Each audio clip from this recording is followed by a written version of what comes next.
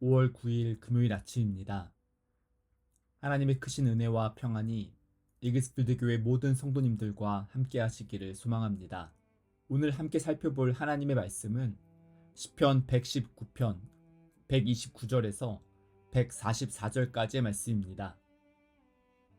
주의 증거들은 놀라움으로 내 영혼이 이를 지키나이다. 주의 말씀을 열면 빛이 비치어 우둔한 사람들을 깨닫게 하나이다. 내가 주의 계명들을 사모함으로 내가 입을 열고 헐떡였나이다. 주의 이름을 사랑하는 자들에게 베푸시던 대로 내게 돌이키사 내게 은혜를 베푸소서.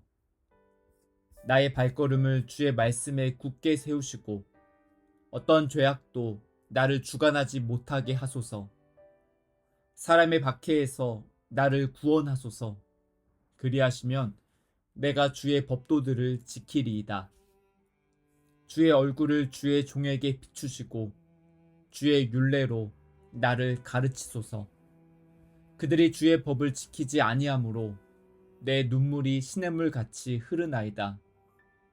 여호와여, 주는 의로우시고 주의 판단은 옳으니이다.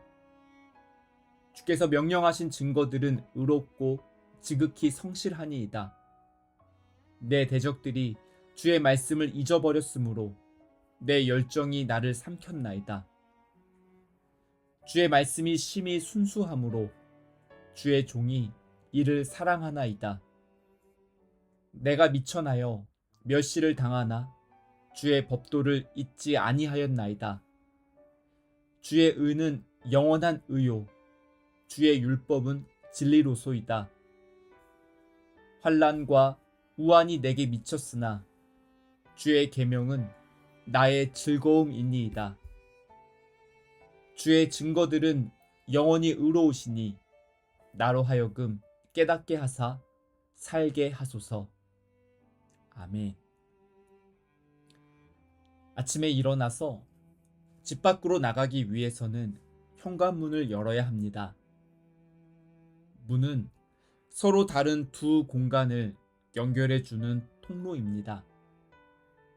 문이 닫혀 있을 때는 마치 벽처럼 두 공간을 구분지어서 분리시켜 놓지만 문을 열어 놓으면 서로 다른 두 공간을 연결해 줍니다. 현관문을 열고 밖으로 나간다는 것은 집 안에서 머물렀을 때와는 전혀 다른 세상으로 발걸음을 내딛는 것을 의미합니다. 또다시 새로운 문을 열어서 자동차 안으로 들어가거나 직장에 도착해서 문을 열고 건물 안으로 들어가면 문을 열기 전까지 머물렀던 공간과는 다른 세상 속으로 들어가게 됩니다. 하루 일과를 모두 마치고 집 앞에 도착해서 다시 현관문을 열고 집 안으로 들어가면 몸을 기대어서 편히 쉴 수 있는 공간으로 들어가게 됩니다.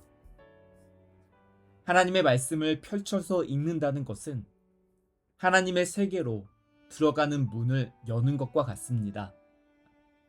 오늘 본문 시편 119편 130절은 주의 말씀을 열면 빛이 비치어 우둔한 사람들을 깨닫게 하나이다 라고 말씀합니다. 성경책을 펼쳐서 읽으려고 할 때 130절 말씀처럼 성경책 안에서 빛이 비치는 모습을 상상해 보았습니다. 성경에 기록되어 있는 수많은 사건과 놀라운 말씀을 통해서 하나님께서는 하나님의 성품과 계획과 뜻을 나타내 보여주셨습니다. 시인은 성경 말씀을 통해서 하나님께서 지금도 살아계시고 역사하시는 증거를 발견했다고 129절에서 고백하면서 그 놀라운 은혜를 잊지 않기 위해서 소중하게 간직하며 기억하였습니다. 이어서 131절은 내가 주의 계명들을 사모함으로 내가 입을 열고 헐떡였나이다 라고 말씀합니다. 오늘 본문은 하나님의 말씀을 사랑하는 시인의 마음을 입체적으로 표현하고 있습니다. 130절에서 주의 말씀을 여는 것을 마치 신비스러운 출입문을 열고 새로운 세상 안으로 들어가는 것처럼 묘사하기도 하고, 131절은 갈증으로 목이 마른 누군가가 물을 마시고 싶어 하는 갈망을 생생하게 표현하고 있습니다. 예수님께서는 한낮에 우물가에 물을 기르러 찾아온 사마리아 여인에게 이렇게 말씀하셨습니다. 요한복음 4장 14절입니다. 내가 주는 물을 마시는 자는 영원히 목마르지 아니하리니 내가 주는 물은 그 속에서 영생하도록 솟아나는 샘물이 되리라. 또한 요한복음 7장 37절과 38절은 예수님의 말씀을 이렇게 기록하고 있습니다. 명절 끝날 곧 큰 날에 예수께서 서서 외쳐 이르시되 누구든지 목마르거든 내게로 와서 마시라. 나를 믿는 자는 성경의 이름과 같이 그 배에서 생수의 강이 흘러나오리라. 아멘. 하나님의 말씀을 읽고 묵상하는 시간을 통해서 예수님께서 말씀하신 생수의 강물이 모든 성도님들의 마음을 적시고 영적인 목마름이 해결되는 은혜가 있기를 소망합니다. 우리가 말씀을 묵상하기 전에 하나님 앞에 겸손하게 기도하는 이유는 성령님께서 우리가 말씀을 깨달을 수 있도록 은혜를 주시고 진리의 빛을 비춰주셔야 하기 때문입니다.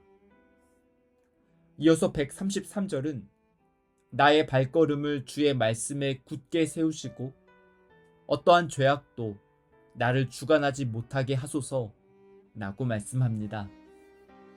이 말씀에서 행동의 주체는 시인이 아니라 하나님입니다. 시인은 자신의 의지와 결단으로 주의 말씀에 머물겠다고 굳게 다짐하는 것만으로 충분하지 않다는 사실을 잘 알고 있었습니다. 그래서 시인은 하나님의 은혜와 도우심으로 자신의 발걸음이 주님의 말씀 위에 굳게 서고 주님의 말씀 안에 머무르기를 간절하게 소망하고 있습니다. 또한 세상의 유혹과 죄악이 마음을 흔들어 놓으려고 할 때 믿음을 지키며 살아가기 위해서는 하나님의 은혜와 도우심이 필요하다고 고백하고 있습니다. 죄악이 우리의 마음을 지배하려고 하고 영향력을 행사하려고 할 때 우리의 힘과 의지만으로는 죄악과의 싸움에서 이길 수 없습니다. 창세기 3장에서 뱀이 아담과 하와에게 찾아와서 선악과를 먹어보라고 유혹했을 때 만약 아담과 하와가 자신들의 판단으로 결정을 내리지 않고 하나님께 찾아가서 도움을 요청했다면 결과는 달라졌을 것 같습니다. 아담과 하와는 뱀과의 말싸움에서 논리적으로 이길 수 없었습니다. 우리도 마찬가지입니다. 우리는 사탄과 말싸움을 하거나 감정으로 줄다리기를 하거나 논리적으로 토론을 한다면 사탄을 이길 수 없습니다.